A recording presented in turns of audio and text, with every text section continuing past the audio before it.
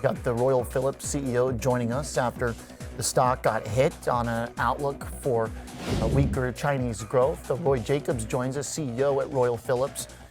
PHG is the ticker. Roy, thanks a lot for being here on the Schwab Network this morning. Good morning. Good to be here. So it's a Monday morning. We're starting a busy earnings week. You guys' stock has kind of been a focus down here this morning because it just got hit pretty hard. But it seems like this is a message largely about the rest of the world, not so much a domestic story. Tell us about particularly how big of a deal China is for your business. Yeah, so what we actually presented this morning was two parts. One, a very strong margin step up of 160 bips in the third quarter, despite that we had flat sales growth. And the flat sales growth was very much on a further deterioration of China. China in the Philips is around 10% of the total revenue size. But we have two segments we are active in China: personal health, the consumer business, and the healthcare business serving the hospitals. And actually the percentage of consumer is higher, and therefore also the impact was higher because the deterioration there actually happened sooner and to a bigger extent. What we do see actually is solid growth in the rest of the world, and especially also in North America, where we see momentum strengthening, both on hospital and the consumer side. But on the back of further deterioration in China, we had to adjust the full year outlook to reflect that. So you have these two speeds of growth currently happening in the world. China is in challenged territory, and we have been reflecting that, whilst we're dialing up growth in the other parts of the world. Whilst keeping our margin guidance for the year, actually we said we will deliver at the upper end of the guidance towards the 11.5%, and also our cash projections within.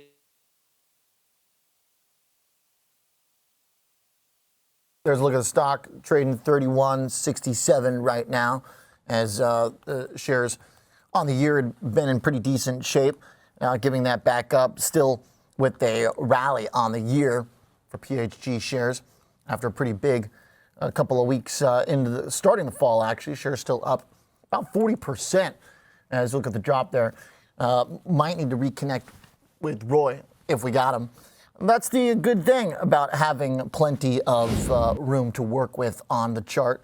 The shares started off the year trading about $22, got all the way up to 32. Obviously going to get hit this morning as the outlook on China, Roy walking us through, showing some more weakness, but it's not exactly something that's specific to Royal Philips. It seems like, Roy, China has been making pretty concerted efforts just to up competition with their major alternatives. Do you see this as ground you can recover, or is this a competitive angle where China wants their own products to succeed?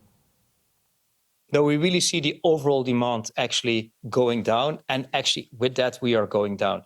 Actually, if you look to our market share position in the consumer segment, we have strong leading market share positions, and actually we're ready to capture the growth when it comes back. So for us, it's not an if, but it's a when. And also for the hospitals, we have been building a very active order funnel, but they implemented new anti-corruption measures, and they actually really have slowed the market. So China we are ready to grasp growth the moment we can get back to the market.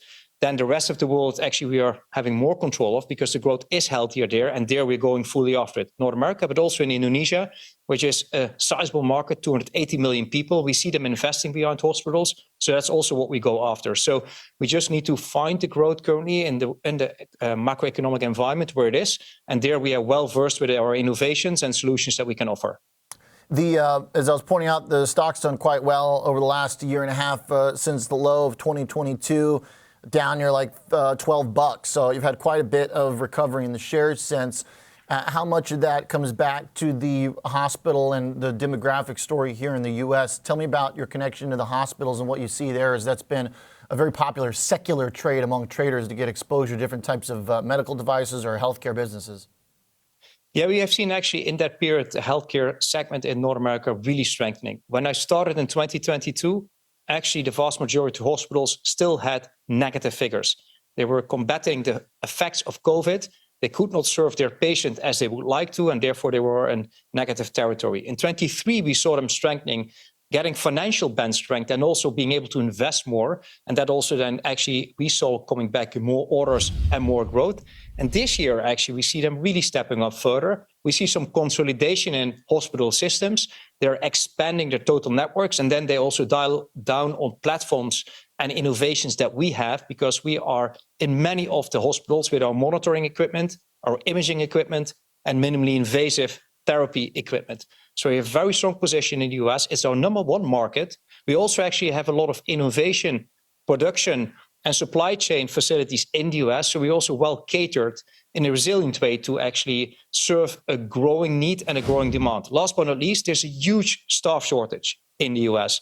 So I was in Chicago just last week, and I was discussing with the healthcare systems how we need to help them with digital health, with AI solutions, to really address the fact that they just don't have radiologists, they don't have pathologists, and they have patients in line to get their scans, to get their outcomes of the diagnoses. What is the biggest product right now that you offer that meets some of these needs that you see when you're here meeting with hospitals and you're talking about the future? What do you position forward in the Philips branding? Yeah, so we have a few really strong platforms that we serve the North American market with. First, we see patient monitoring. So there is a growing need, and that also was raised after COVID, where people understand that it's really important that you track the vital signs of patients during a longer period, even up and to the home. So we have a very strong position in that. We are the number one actually brand in the US in patient monitoring. Then the second part is imaging. So as I just mentioned, the image to patient ratio is going up. So more images are required to treat patients well, to get the right diagnosis. And we have a very strong MR portfolio with a unique Blue Seal technology, but we also have very strong workflow solutions to help the clinical operation to become more efficient. And then the third really exciting area is also image-guided therapy, where you can do minimally invasive interventions. For example, where you traditionally had open heart surgery, you can now actually do minimally invasive. We see a lot of focus on stroke. Tomorrow's World Stroke Day is a big impact area. We have a new suite of solutions to really address stroke in a particular new way. And then the last part is the informatics side. We have a multi-vendor informatics suite where we actually can help the hospitals to address the patient flow of data in a better way and support their daily operation to become more effective. Roy mentioned at the top that you're prioritizing margins through this, and that was I think, most clear positive surprise in the report. When you are also making this effort to position these products and services, is that going to require any hiring of sales, marketing, labor, anything that dents any of that margin, or can you position for that type of growth and still keep those margins? So actually, we see our innovation margin growing as well. So if you look at the profitability increase, actually is driven by two factors. One, we see the gross margin of our products strengthening, which shows the attractiveness and the value of the innovations that we deliver to our customers. And we have taken very rigorous cost and productivity measures. So since I started, we have gone through a productivity program. We have taken almost 10,000 roles out in Philips. We are working on getting more productive also in our supply chain. That really has had significant impact in quarter by quarter step of our margins. When I started, we had a margin of 7.4%. This quarter, we had 11.8%. So significant margin expansion trajectory that we already went through, and there's more to come. That's also what we razor focus on, because that's what's in control. Of course, growth, you also depend on the macroeconomic sentiment. China now down, we need to adjust to that. North America up, we also adjust to that and get after the growth in North America, where we actually see very good order intake coming in and also a growing sales momentum. All right. Like the details, thanks. We'll be paying some closer attention. Appreciate the introduction, Roy. Thanks for your time.